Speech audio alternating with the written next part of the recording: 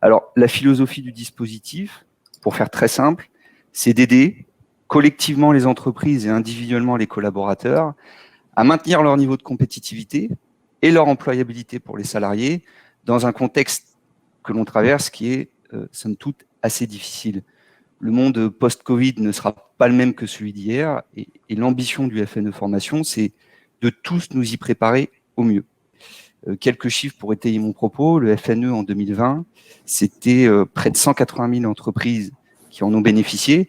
Je pense que ça devrait être encore mieux que l'année dernière puisqu'a été budgété une enveloppe de 390 millions d'euros qui doit être mise à profit de la formation des salariés des entreprises impactées par le Covid. Tous les secteurs d'activité et toutes les entreprises. C'est que l'année dernière, le FNE Formation était strictement réservé aux entreprises qui étaient en activité partielle. Et là, on est désormais dans une logique d'extension du bénéfice du FNE Formation. C'est que l'aide va varier désormais en fonction de la taille de l'entreprise. Pour faire simple, plus l'entreprise a de salariés, moins elle bénéficie du dispositif, toujours dans cette logique de favoriser les structures qui sont de plus petite taille. Pour faire simple, c'est tout le monde.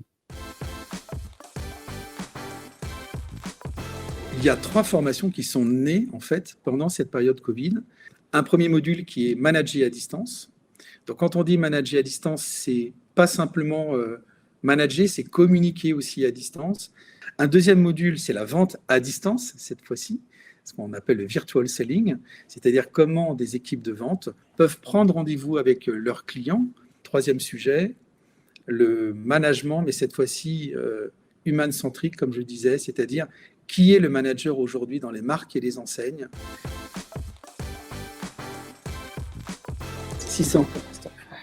600 collaborateurs, oui. L'année dernière. Financement FNE. Oui. Ouais. 600 parcours, exactement.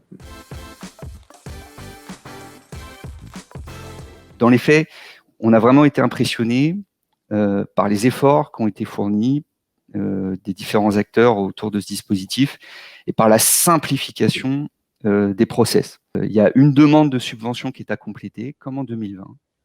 La proposition commerciale, donc le devis d'un organisme de formation avec lequel on a échangé sur la construction d'un plan de formation des équipes et la copie de la décision d'activité partielle, si je suis en activité partielle, ou alors une attestation à compléter décrivant les difficultés qu'on rencontre si on est dans la seconde condition d'accès.